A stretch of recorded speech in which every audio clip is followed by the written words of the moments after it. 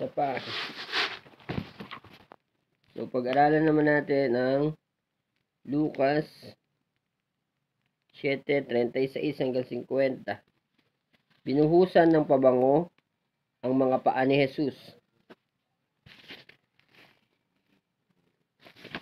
So, sinulat ko to alas 4 ng hapon ng 4:31 PM, 5/29/2025. Ang verse na isinulat ko, nang hindi sila nagbayad, kapwa sila pinatawad. Ngayon, sino kaya sa kanila ang higit na magmamahal sa pinag-utangan? Sumagot si Simon, sa palagay ko po'y pinatawad sa mas malaking utang. Maganda istorya nito eh. Basahin na po natin yung buong aklat na Lucas 7:36 hanggang 49, 50 pala, 50. Inanyayahan si Jesus ng isang mga Pariseyo, isa sa Pariseyo. Inanyayahan si Jesus ng isa sa Pariseyo upang makasalo niya. Pumunta naman siya sa bahay nito at dumulog sa hapag. Sa bayang iyon ay may isang babaeng makasalanan.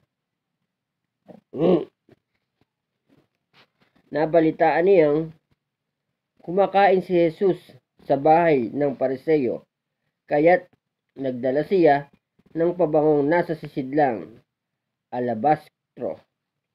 Lumapit siya sa likuran ni Jesus sa gawing paanan. Umiyak. Nabasa niya ang kanyang mga luha, ang mga paa ni Jesus.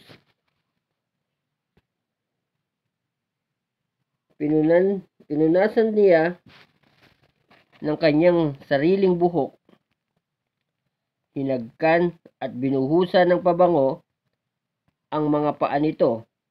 Nang ito'y makita ng Pariseyo, nang anyaya sa kay Jesus, sinabi nito sa sarili, kung totoong propeta ang taong ito, dapat ay alam niya na ang babaeng humahawak sa kanya paa ay isang makasalanan. Sinulat ko 42. Bilang tugon sa iniisip ni Simon, sinabi ni Jesus, Simon, may sasabihin ako sa iyo. Ano po iyon, guro? Sagot niya. Sinabi ni Jesus, may 2 taong may utang sa isang nagpapahiram ng pera.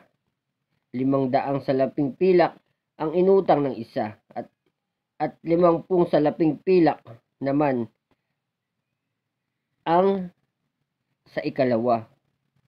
Nang hindi sila makabayad, kapwa sila pinatawad.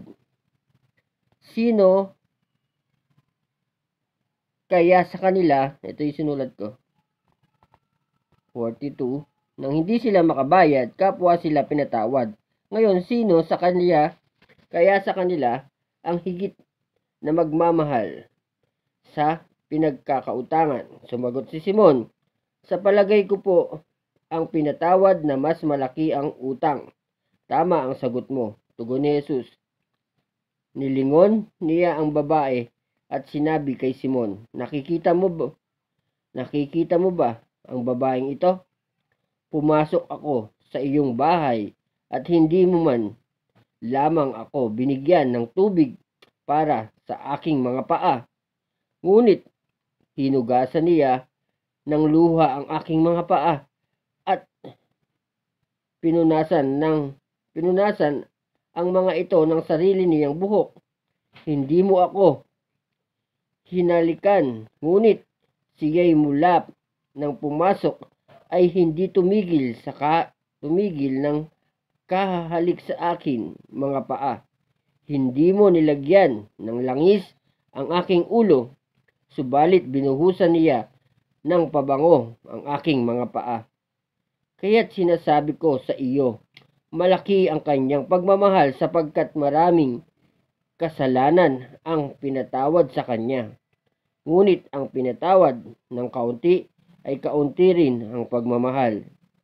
At sinabi niya sa babae, pinatawad na ang iyong mga kasalanan. At ang kanyang mga kasalo sa pagkain ay nagsimulang magtanong sa sarili, sino ba itong nangangahas na magpatawad ng kasalanan? Ngunit sinabi ni Jesus sa babae, iniligtas ka ng iyong pananampalataya, umuwi ka na.